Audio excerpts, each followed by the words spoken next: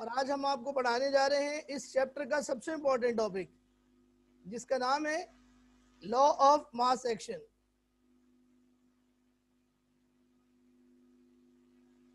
Okay students, तो आप लोग अपने रजिस्टर निकालें। तो मैं आपके साथ शेयर करूंगा पहले कुछ थ्योरेटिकल टॉपिक और फिर उसके बाद में आपको लॉ पढ़ाऊंगा। तो चलें जी, स्टार्ट करते हैं।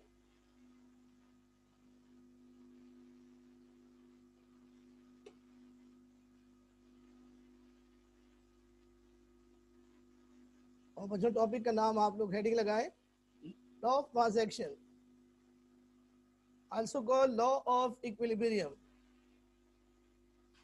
बच्चों, ये लॉ दो नॉर्वेजियन साइंटिस्ट ने पेश किया था और ये नाम इन साइंसदान के थे गुल्डबर्ग और वेज। बच्चों, उसी के लिहाज से इसका नाम रखा हुआ है गुल्डबर्ग वेज लॉ। ये लॉ बच्चों 1864 में पेश किया था इन दोनों साइंसदान ने। यार बच्चों, ये लॉ डील किसको करता है?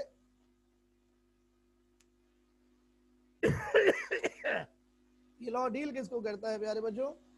प्यारे बच्चों, ये लॉ दो वेरिएबल्स को डील करता है। पहली चीज है बच्चों रेट ऑफ रिएक्शन, यानी रिएक्शन की रफ्तार। और बच्चों दूसरी चीज है active mass of reacting substances. बच्चों, एक्टिव मास कहते हैं मोलर कंसंट्रेशन को। तो ये लॉ बच्चों दो चीजों को डील कर रहा है, rate of reaction and active mass of reacting substances या रिएक्टेंट्स। प्यारे बच्चों, इस लॉ का स्टेटमेंट सुनिए। The rate of a chemical reaction is directly proportional to the product of active masses of reacting substances at constant temperature। यानी बच्चों chemical reaction की रफ्तार active masses of reacting substances के डायरेक्टली प्रोपोर्शनल है। बच्चों, active masses का मतलब होता है मोलर कंसंट्रेशन इन मोल पर डीएम क्यूब। बच्चों, दूसरा स्टेटमेंट जो है वो आपके कोर्स में नहीं है। एक्चुअली ये डेफिनेशन है इक्विलिब्रियम कांस्टेंट की। तो ये मैं आपको अभी आगे पढ़ाऊंगा, इसलिए फिलहाल इसको हम रहने देंगे। सबसे पहले बच्चों मोलर कंसंट्रेशन को सुन लीजिए। मोलर कंसंट्रेशन क्या होती है बच्चों? मोलर कंसंट्रेशन इन मोल पर डीएम क्यूब या मोल पर litre of substances is called active mass. इसको जाहिर करने के लिए बच्चों हम स्क्वायर ब्रैकेट यूज करते हैं। इस तरह का स्क्वायर ब्रैकेट बच्चों यूज करते हैं।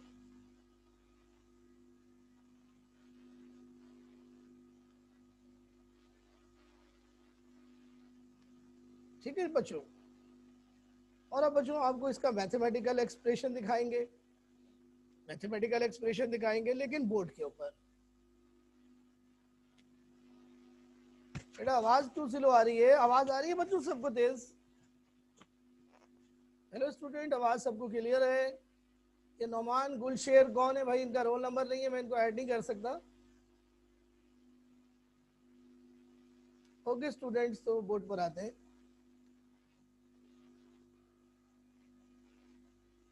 बच्चों यहाँ पर आपको हम लोग पढ़ाने जा रहे हैं लॉ ऑफ मास एक्शन का स्टेटमेंट पढ़ा दिया आपको। अब मैं इसका मैथमेटिकल एक्सप्रेशन आपको पढ़ाऊंगा।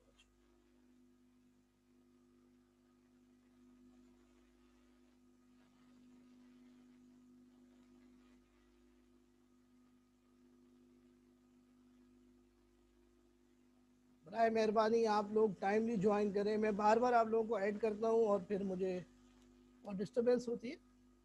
बच्चों आइए देखिए, इस रिएक्शन को देखिए।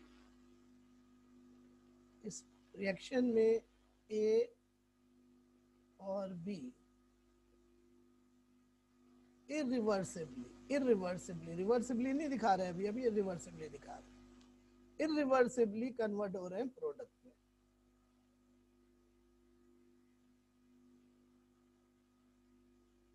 बच्चों according to law of mass action, बच्चों लॉ ऑफ मास एक्शन को मैं शॉर्ट फॉर्म में कहता हूं LMA। according to law of mass action, rate of a chemical reaction, rate of a chemical reaction is directly proportional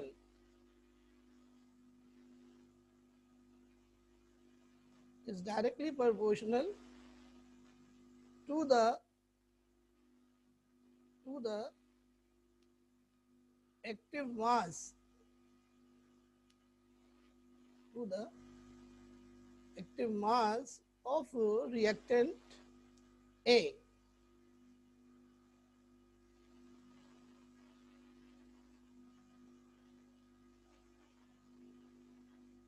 तो बच्चों हमारे पास दो रिएक्टेंट हैं, तो दूसरे रिएक्टेंट के लिहाज से भी रेट निकालेंगे। Rate of a chemical reaction is directly proportional to active mass of B.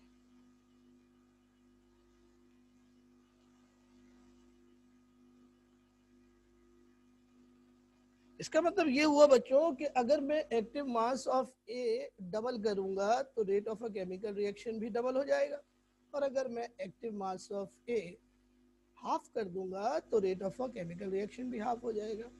बिल्कुल इसी तरह एक्टिव मास ऑफ बी अगर मैं डबल करूंगा तो केमिकल रिएक्शन का रेट डबल हो जाएगा, और अगर एक्टिव मास ऑफ बी में हाफ करूंगा तो rate of a chemical reaction half हो जाएगा। बच्चों अगर मैं इन दोनों रिलेशंस को आपस में कंबाइन कर लूं, यानी relation number 1 and relation number 2, ये इक्वेशन नहीं है बच्चों, ये रिलेशन है।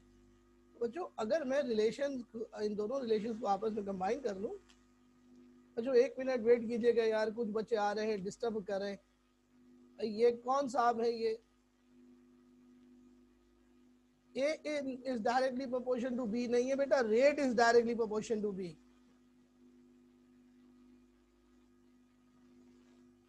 देखिए अब मैं इन दोनों रिलेशंस को आपस में कंबाइन कर रहा हूँ, तवज्जो के साथ देखिए।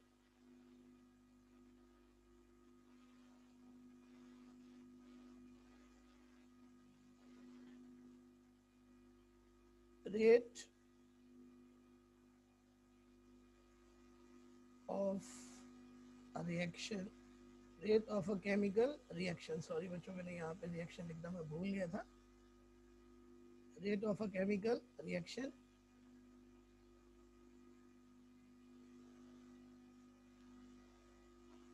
rate of a chemical reaction is directly proportional to active mass of A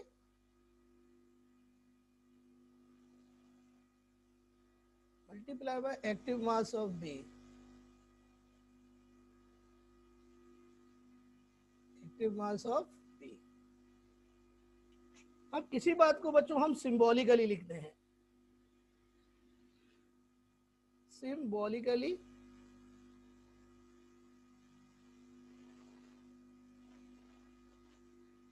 rate को बच्चों हम लोग R से जाहिर करेंगे। R is directly proportion to, बच्चों एक्टिव मास का सिंबल होता है स्क्वायर ब्रैकेट, तो स्क्वायर ब्रैकेट में A लिखेंगे, इसका मतलब होगा एक्टिव मास ऑफ A यानी molar concentration of A multiply by molar concentration या एक्टिव मास ऑफ B, यानी rate of a chemical reaction is directly proportional to the product of active masses of reacting substances A and B, बशर्ते के temperature is constant. This is the statement of law of mass action. Here बच्चों active mass का मतलब आप बहुत अच्छी तरीके से समझ लीजिए। एक्टिव मास का मतलब होता है, एक्टिव मास का मतलब होता है बच्चों मोलर कंसंट्रेशन। ये टर्म पूरे चैप्टर में बच्चों आपको परेशान करेगी, इसलिए इसको अभी समझ लीजिए।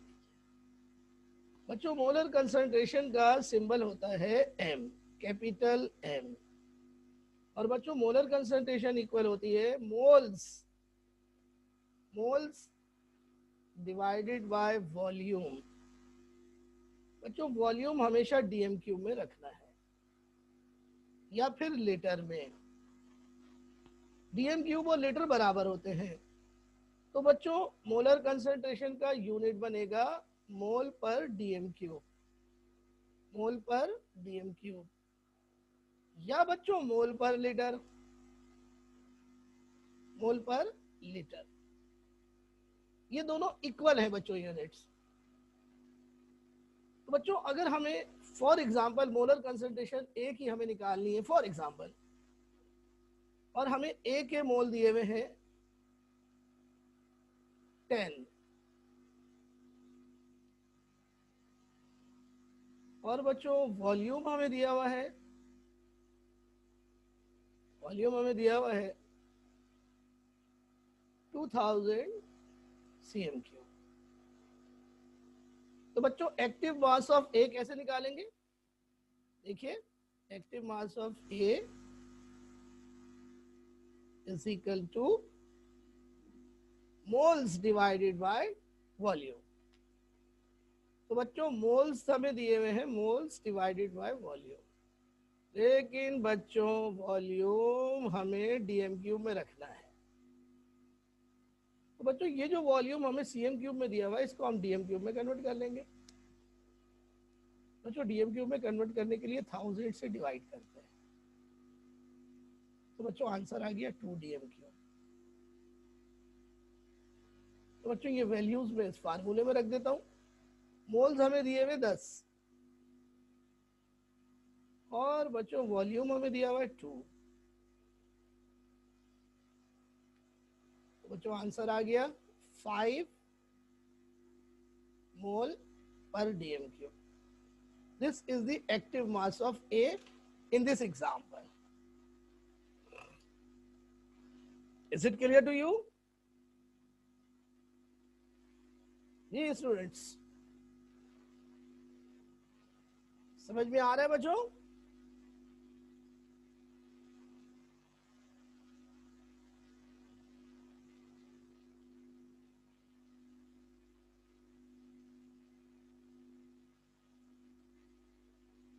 जी मैं स्क्रीन शेयर कर रहा हूं आपके सामने।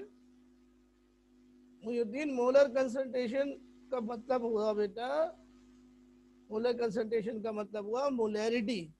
मोलर कंसंट्रेशन मोलैरिटी को कहते हैं। एलएमए का मतलब बेटा लॉ ऑफ मास एक्शन। अभी तो बेटा पढ़ाए शुरू में आपको बेटा LMA, law of mass action, law of equilibrium भी कहते हैं इसको।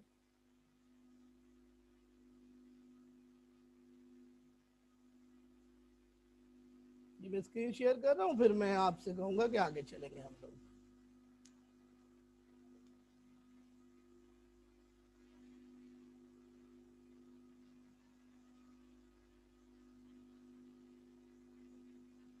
यार बच्चों ये तो हमने इरिवर्सिबल रिएक्शन के लिए law of mass action apply किया है, लेकिन हमें मालूम है रिवर्सिबल रिएक्शन में एक नहीं दो रेट्स होते हैं, रेट ऑफ फॉरवर्ड रिएक्शन और रेट ऑफ बैकवर्ड रिएक्शन।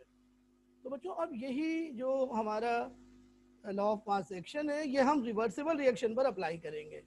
और बच्चों जब हम रिवर्सिबल रिएक्शन पर अप्लाई करेंगे तो हमें एक कांस्टेंट मिलेगा जिसको कहते हैं equilibrium constant.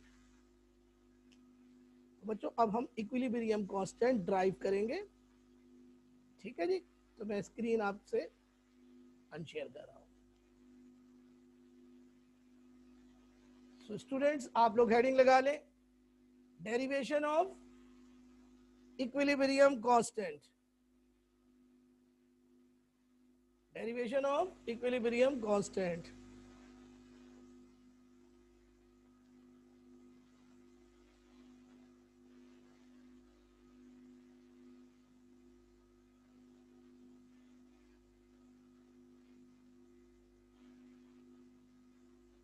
derivation of equilibrium constant. It is also called LMA expression, यानी law of mass action expression.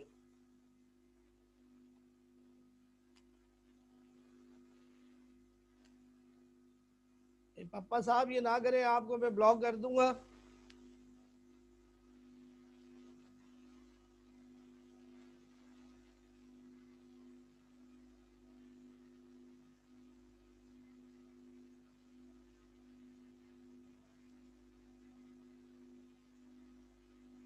Sorry students, disturbance कर रहे थे कोई साहब, मैंने उनको ब्लॉक किया। तो बच्चों मैं इस वक्त आपको डेरिवेशन कराने जा रहा हूँ। उसके लिए मैं आपके साथ स्क्रीन शेयर करूंगा, पहले देखेंगे। सो बच्चों तवज्जो कीजिए। टू डिराइव इक्विलिब्रियम कांस्टेंट, उसका सिंबल बच्चों इक्विलिब्रियम कांस्टेंट का है Kc।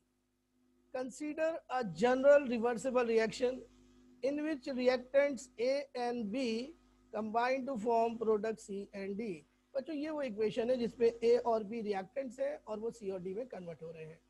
बच्चों कुछ देर के बाद इस रिवर्सिबल रिएक्शन में इक्विलिब्रियम आ जाएगा। At equilibrium state the concentration of A, B and C and D become constant। बच्चों जैसे कि आपको मालूम है इक्विलिब्रियम जब आता है तो तमाम चीज़ों की कंसंट्रेशन कांस्टेंट हो जाती है। बच्चों ए बी सी और डी स्क्वायर ब्रैकेट में इन चारों चीजों की मोलर कंसंट्रेशन है इक्विलिब्रियम पर मोल पर डीएम क्यूब में। तो बच्चों ये डेरिवेशन में स्टार्ट करता हूं, देखिए आप लोग मेरे साथ चलिएगा। तो बच्चों मुझे आपकी चाहिए। बच्चों फर्ज करें रिएक्टेंट है ए और बी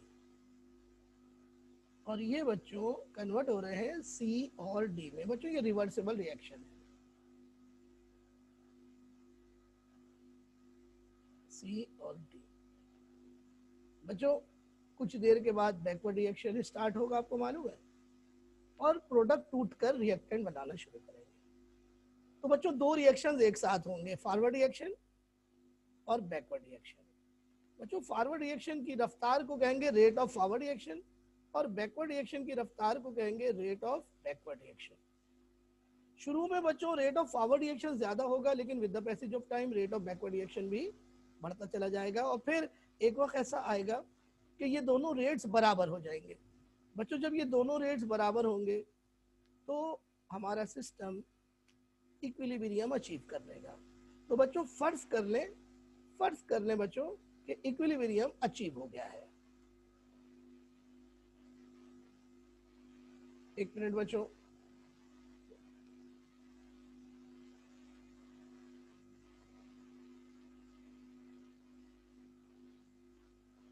तो बच्चों फर्ज करें कि इक्विलिब्रियम अचीव हो गया। बच्चों जब इक्विलिब्रियम अचीव होगा तो रिएक्टेंट्स और प्रोडक्ट की कंसंट्रेशन कांस्टेंट हो जाएगी। बच्चों रिएक्टेंट ए की कंसंट्रेशन को ए से जाहिर करेंगे, रिएक्टेंट बी की कंसंट्रेशन को बी से जाहिर करेंगे स्क्वायर ब्रैकेट में। इसी तरह सी को स्क्वायर ब्रैकेट में लिखेंगे, डी को स्क्वायर ब्रैकेट में लिखेंगे। ये जनाबे वाला क्या है? ये इन चारों की इक्विलिब्रियम कंसंट्रेशन है।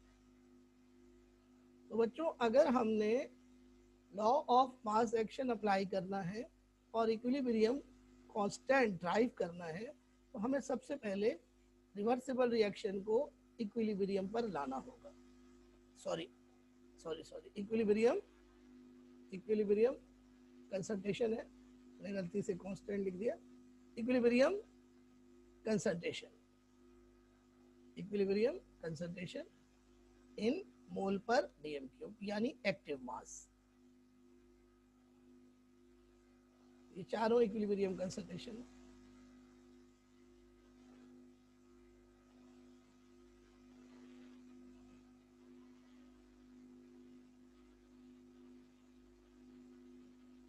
सॉरी स्टूडेंट्स, एक minute रुकिएगा।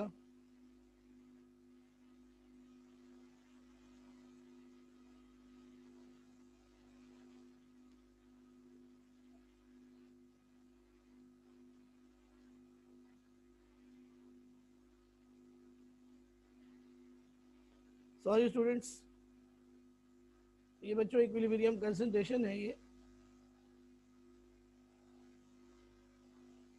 equilibrium concentration of A, equilibrium concentration of B, equilibrium concentration of C, equilibrium concentration of D।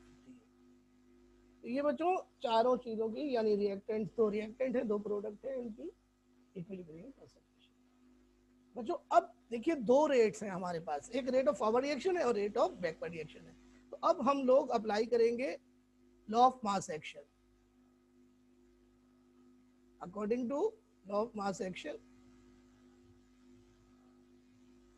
we calculate rate of forward reaction and we calculate rate of backward reaction। तो बच्चों देखिए किस तरीके से calculate होगा। Rate of forward reaction is directly proportional to the product of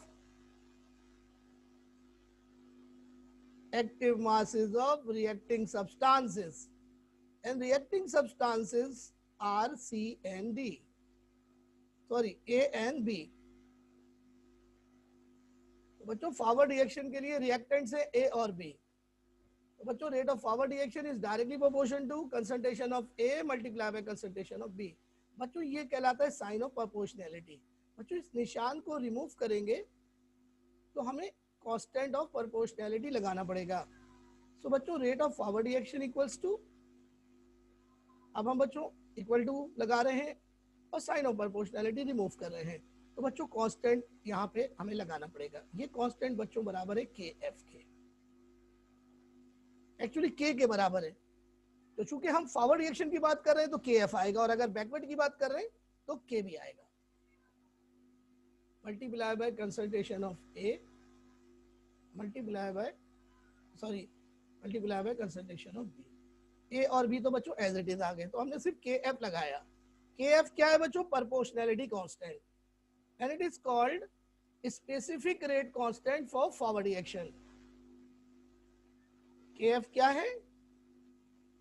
rate constant है। क्या है? Rate constant. क्योंकि हमने इसको रेट के एक्सप्रेशन में लगाया है तो इसको कहेंगे रेट कांस्टेंट।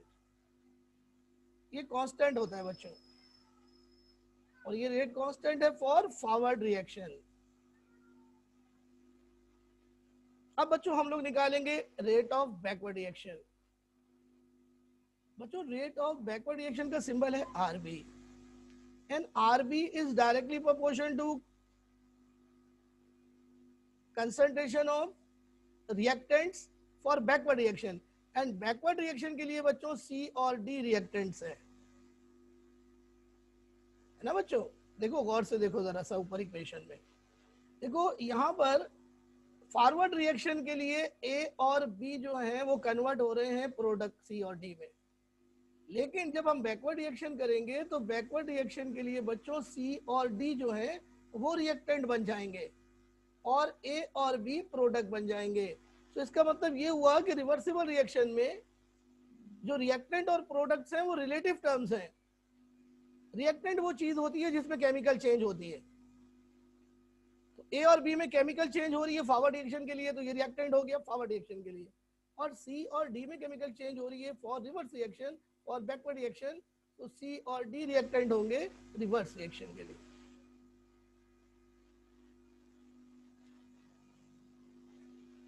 बच्चों अब ये प्रोपोर्शनैलिटी साइन हम रिमूव करेंगे बच्चों, तो इक्वेशन हमारी बन जाएगी RB is equal to KB या KR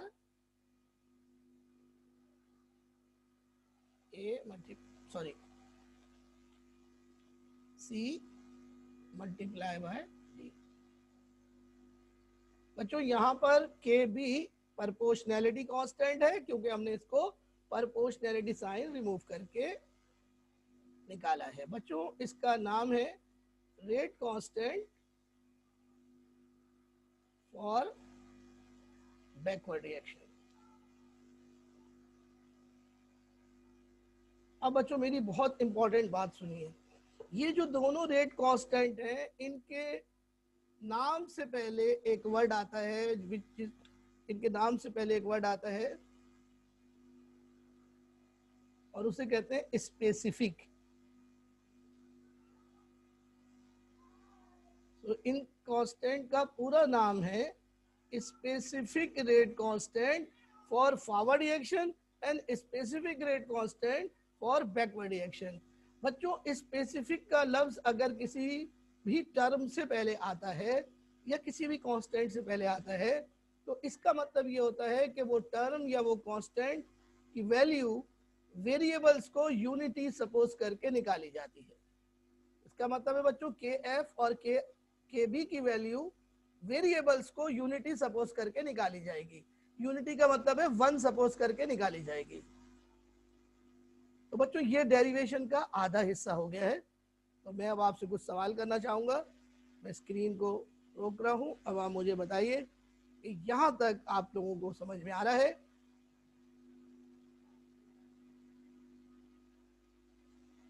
तो आपने देखा बच्चों कि हमने पहले law of mass action forward reaction पर अप्लाई किया और फिर बैकवर्ड रिएक्शन पर अप्लाई किया। अब बच्चों हम लोग इक्विलिब्रियम पर मौजूद हैं, सिस्टम ने इक्विलिब्रियम अचीव किया हुआ है और हमें पता है इक्विलिब्रियम पर फॉरवर्ड रिएक्शन और बैकवर्ड रिएक्शन इक्वल होते हैं।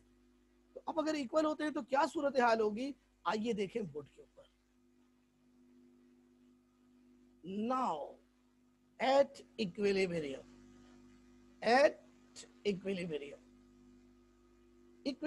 पर बच्चों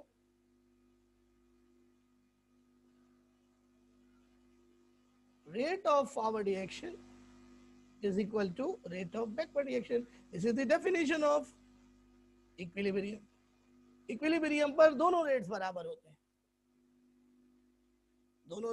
होते हैं, और हर चीज की कंसंट्रेशन कांस्टेंट होती है। बच्चों रेट ऑफ फॉरवर्ड रिएक्शन किसके बराबर है? के एफ मल्टीप्लाई बाय ए। आप लोग चेक करते रहो, बहुत ही तवज्जो के साथ देखते रहो। ये मैंने आर एफ की वैल्यू पुट कर दी, अब मैं आर बी की वैल्यू पुट कर रहा हूँ। आर बी की वैल्यू किसके बराबर है? के बी के। ऐसे बच्चों के आर रखोगे तो ज्यादा बेहतर है, के बी ऑलरेडी एक कांस्टेंट होता है। C D. ठीक है बच्चों, मैंने ठीक लिखा है? आप मुझे बता दो। मैं आपको बता रहा हूँ कि के बी मत लिखो आप, हमारी बुक में के बी लिखा हुआ है, के बी की जगह लिखो के आर। के बी मत लिखो, ये गलत है। ये सिंबल पहले से किसी और कांस्टेंट का है। एक्चुअली लिखो के आर, ये सही है, लेकिन जो बुक में था वो मैंने तुम्हें बता दिया बच्चों।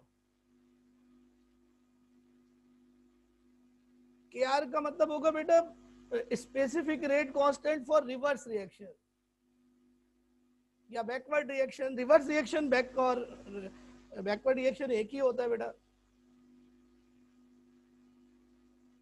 नहीं बेटा, मोलर कंसंट्रेशन जो होती है अगर इक्विलिब्रियम पर नोट करें तो उसको कहते हैं इक्विलिब्रियम कंसंट्रेशन।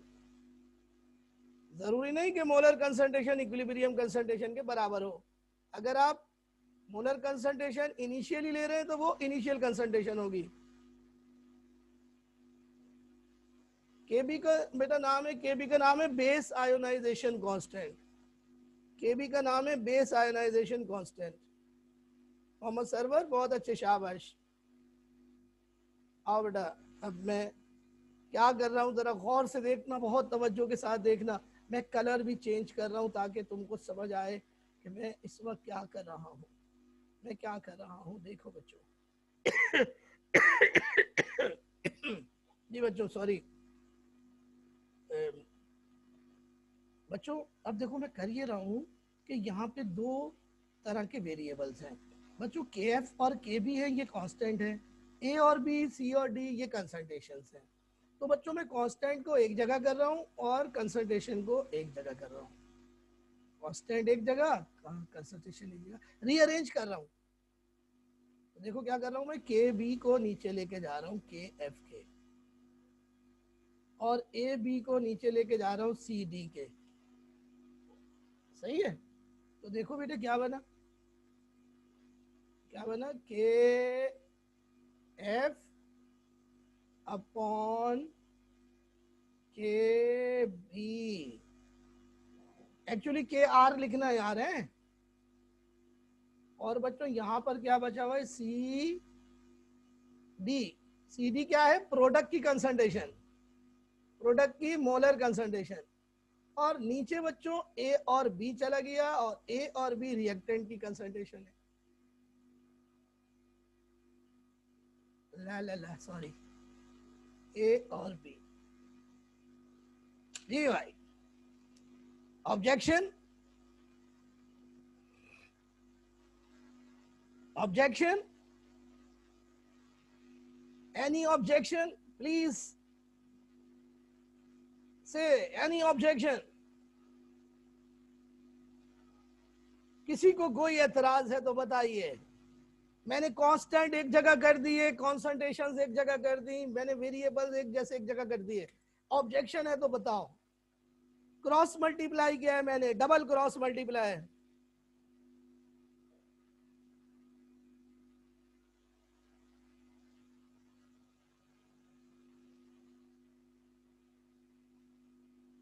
हाँ बेटा, मोहम्मद अदल के भी लिख सकते हैं, के आर भी लिख सकते हैं, दोनों अलाउ है यार, दोनों सिंबल अलाउ है बेटा। लेकिन बेहतर है कि के आर लिखो।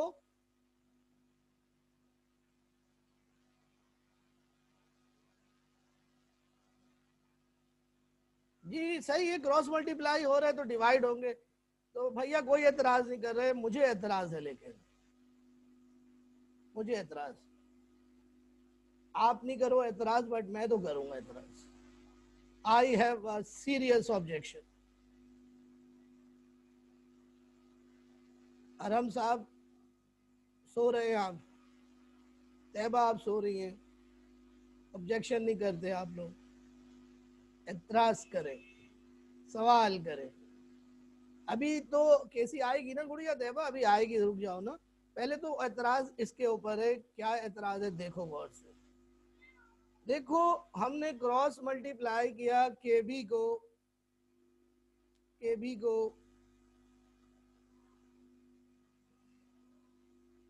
के एफ के नीचे किया था। यार मैं ऐसा कोई तो भी कर सकता था कि के एफ को के बी के नीचे ले जाता।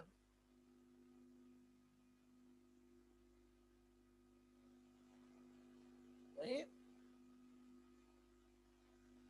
तो फिर ए और बी ऊपर आता, सी और डी नीचे आता। कह रहा अब इसका जवाब सुन लो। देखो बच्चों, पहले फॉरवर्ड रिएक्शन हुआ था के एफ, तो हमने उसको उसकी जगह पर ही रखा, के एफ को, फॉरवर्ड रिएक्शन को हमने चेंज नहीं किया। बैकवर्ड रिएक्शन बाद में हुआ था, इसलिए हमने के बी को नीचे फेंक दिया। प्यारे बच्चों, के एफ भी कांस्टेंट है, के बी भी कांस्टेंट है जी।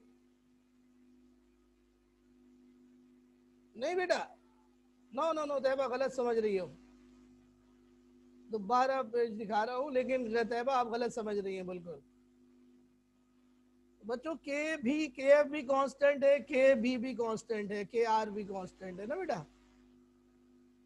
मेरे भाई साहब, के बी और के आर दोनों सेम है भाई।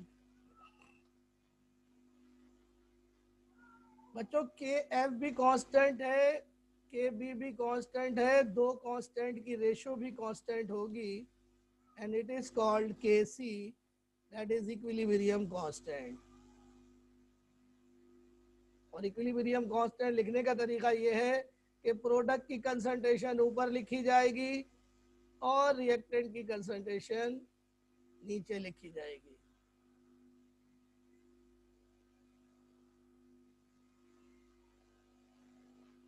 तो बच्चों अगर मैं बी को के बी को अपनी जगह पे रखूं और के एफ को नीचे ले जाऊं, तो के रेशो तो कांस्टेंट रहेगी फिर भी, लेकिन फिर उसको के सी नहीं कहेंगे, उसको कहेंगे के सी डैश। क्या कहेंगे, के सी डैश। के सी डैश किसके बराबर होगी, के सी डैश इक्वल्स टू 1 के सी, दैट इज रेसिप्रोकल ऑफ के सी। और इसमें बच्चों रिएक्टेंट ऊपर होगा रिएक्टेंट की कंसंट्रेशन ऊपर होगी और प्रोडक्ट की कंसंट्रेशन नीचे होगी। होगा ये भी कांस्टेंट, लेकिन इसकी वैल्यू Kc का रेसिप्रोकल होगी। ये बच्चों इक्विलिब्रियम कांस्टेंट ड्राइव हो गया है। Kc का मतलब है इक्विलिब्रियम कांस्टेंट। जी मैं दोबारा आपको बताता हूं, गौर से सुनिए। आप लोग तवज्जो नहीं करेंगे तो परेशानी आपको होगी। देखिए मैंने बताया कि Kf और Kb दोनों कांस्टेंट है ना बेटा। के भी कांस्टेंट है, Kb भी कांस्टेंट है, दोनों कांस्टेंट है। बच्चों दो कांस्टेंट की रेशियो भी कांस्टेंट होगी। तो Kc किसके बराबर हुआ? Kc किसके बराबर हुआ? Kf अपॉन Kb की जो रेशियो है वो Kc कहलाएगी। यानी specific rate constant for forward reaction and specific rate constant for backward reaction की जो रेशियो है वो Kc कहलाएगी। और Kc किसके बराबर हो गई? C और D किसको रिप्रेजेंट करें? प्रोडक्ट को। और A और B किसको रिप्रेजेंट करें? रिएक्टेंट को। तो बच्चों Kc की डेफिनेशन क्या बनी? Kc is the equilibrium constant and it is the ratio between equilibrium concentration of product and equilibrium concentration of reactant at constant temperature. At constant temperature, क्योंकि बच्चों इस तमाम अमल के दौरान हमने टेम्परेचर कांस्टेंट रखा है। अब बच्चों इसी इक्वेशन को मैं थोड़ा सा आपके सामने दोबारा पेश कर रहा हूँ। फर्ज करें जी रिएक्शन हो रहा है A plus B is equal to C plus D. बच्चों इक्वेशन को बैलेंस करने के लिए हम नंबर लगाते हैं। फर्ज करें वो नंबर है A का कोफिशिएंट है A, B का कोफिशिएंट है B, C का कोफिशिएंट है C और D का कोफिशिएंट है D स्मॉल लेटर्स में। प्यारे बच्चों अब अगर मैं Kc का फार्मूला लिखूं इस इक्वेशन के लिए तो देखिए कैसे लिखूंगा। Kc इज इक्वल टू बच्चों प्रोडक्ट ऊपर लिखे जाएंगे, प्रोडक्ट की कंसंट्रेशन ऊपर लिखे जाएंगे और रिएक्टेंट की कंसंट्रेशन बच्चों नीचे लिखी जाएगी। अब बहुत तवज्जो के साथ सुनना मेरी बात। बच्चों जो कोफिशिएंट होगा इक्वेशन में, जो कोफिशिएंट होगा बच्चों इक्वेशन में वो पावर बन जाएगा, वो पावर बन जाएगा। तो C का कोफिशिएंट है C स्मॉल लेटर में, D का स्मॉल d है, A का स्मॉल a है और B का स्मॉल b है। तो बच्चों जब हम Kc का फार्मूला लिखेंगे तो जो कोफिशिएंट होगा वो पावर बन जाएगा। Is it clear?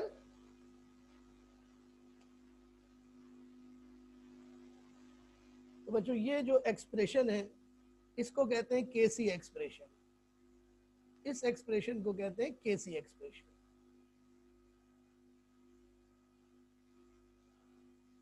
यानी equilibrium constant expression. It is also called बच्चों लम्मा एक्सप्रेशन, यानी law of mass expression, law of mass action expression.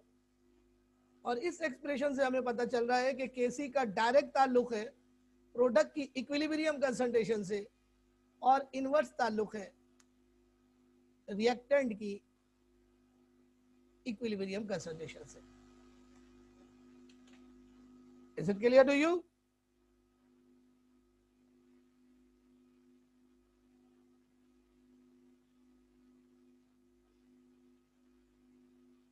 बेटा ये रूल है Kc लिखने का। हम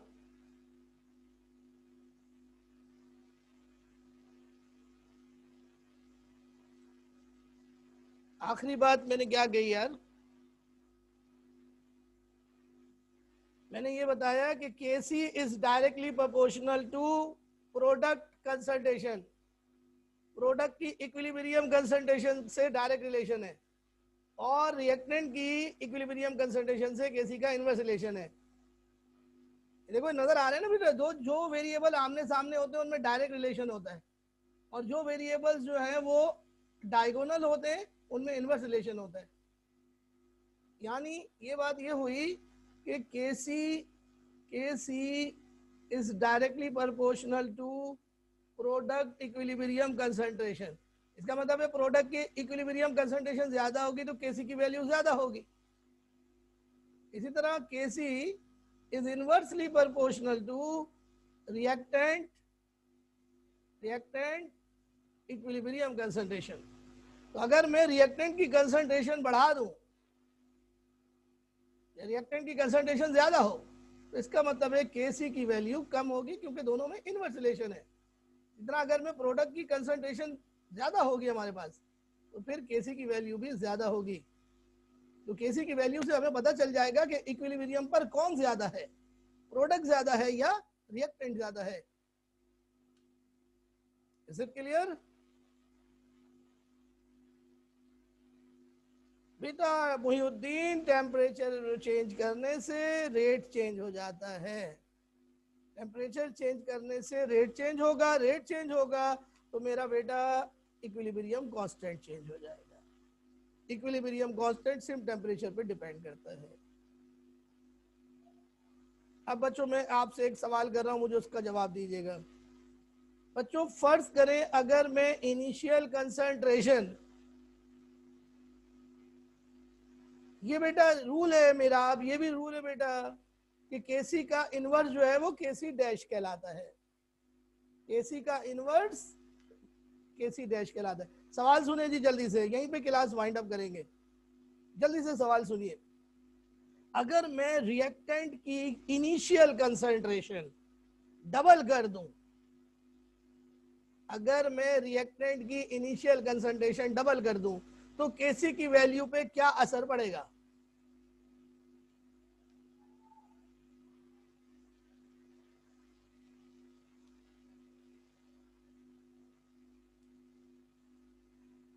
Abdul Moiz, right answer. Arham, right answer, very good Arham. बाकी सब लोगों के आंसर बड़े मजे मजे के आ रहे हैं।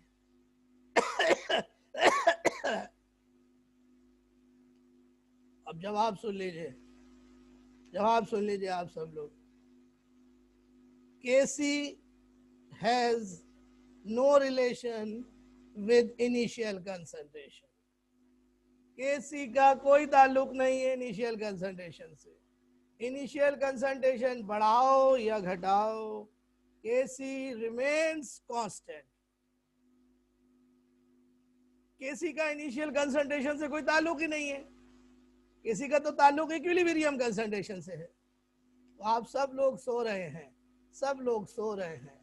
देखें जरा इधर, ये मुझे बताएं, ये जो एक्सप्रेशन आपने लिखा है इसमें जो कंसंट्रेशन है ये कौन सी है? सी डी ए बी, ये कौन सी कंसंट्रेशन है? ये इक्विलिब्रियम कंसंट्रेशन है। जरा ऊपर जाइए, जरा ऊपर जाइए, ये क्या लिखा हुआ है? ये क्या लिखा हुआ है? ए बी सी डी का मतलब क्या लिखा हुआ है? इनिशियल कंसंट्रेशन या इक्विलिब्रियम कंसंट्रेशन? इनिशियल लिखा हुआ है ना भाई, ये इक्विलिब्रियम लिखा हुआ है, इक्विलिब्रियम लिखा है ना। इनिशियल से तो कोई ताल्लुक ही नहीं है केसी का।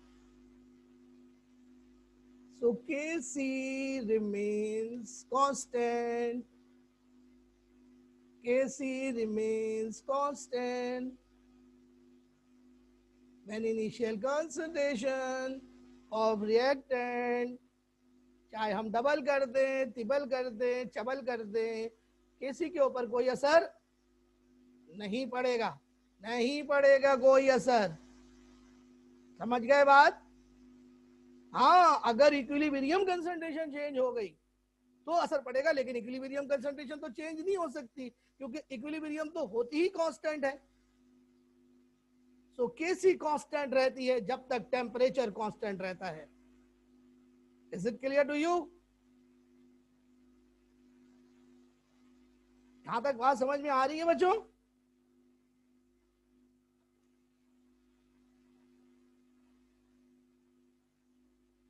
तो बच्चों मैं एक इक्वेशन आपको देता हूं, इसका केसी एक्सप्रेशन मुझे लिख के दिखाएं।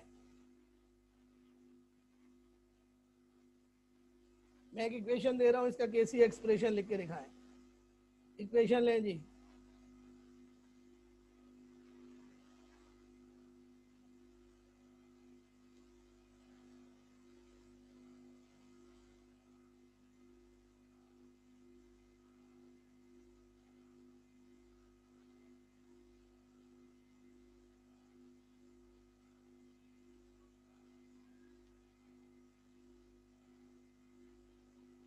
क्लास में हैं? तो ये तो अभी तो हमारा चल रहा है बड़ी बनेगा। अरे वाह, चलो बेटा केसी एक्सप्रेशन लिख के दिखाओ, 40 मिनट की होती है फिर वो खत्म कर देते हैं खुद। जी बेटा जल्दी से लिख के दिखाओ केसी एक्सप्रेशन इसका।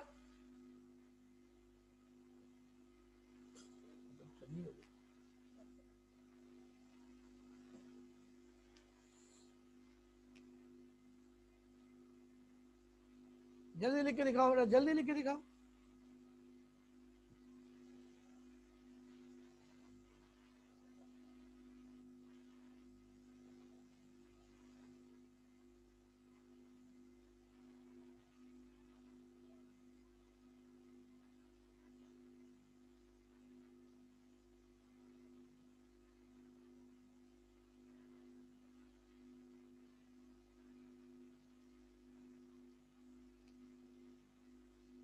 जी ईशा दिखाओ भाई। ईशा कहाँ चली गई? ईशा की डायग्राम ही गायब हो गई। जल्दी दिखा दे फटाफट। अरहम गलत लिख दिया, अरहम साहब ने गलत लिख दिया भाई।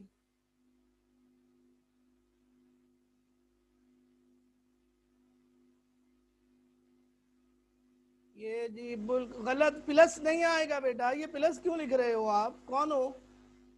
नाम बताओ।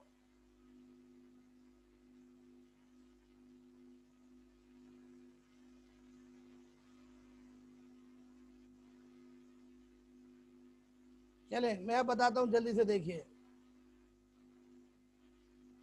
देखो बेटा केसी लिखने का तरीका क्या क्या होता है, गौर से सुनो बेटा। सबसे पहले आपने केसी लिखा, फिर इक्वल टू लिखा, फिर मेरा बेटा आपने आपने बेटा ये अपॉन का निशान बनाया।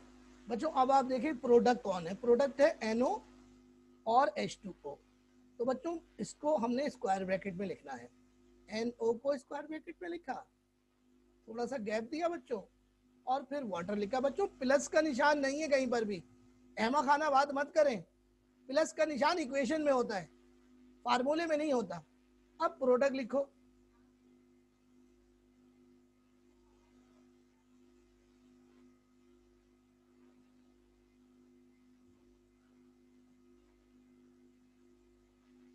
अब बच्चों अब ये जो कोफिशिएंट है ना, ये पावर बन जाएगा। ओहो हो, ये देखे जनाब, देखा आपने, ये पावर बन गया। प्रोडक्ट ऊपर, रिएक्टेंट नीचे।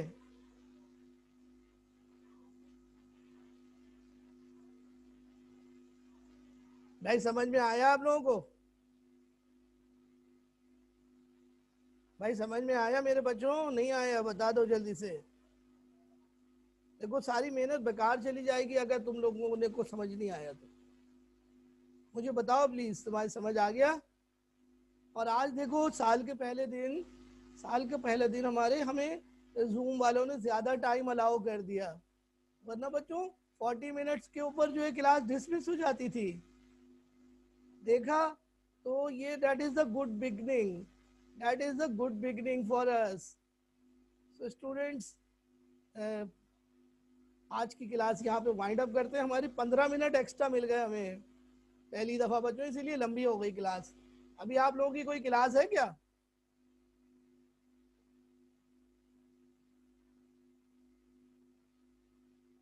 ओके बेटा, अल्लाह हाफिज। अल्लाह हाफिज, कल मुलाकात होगी।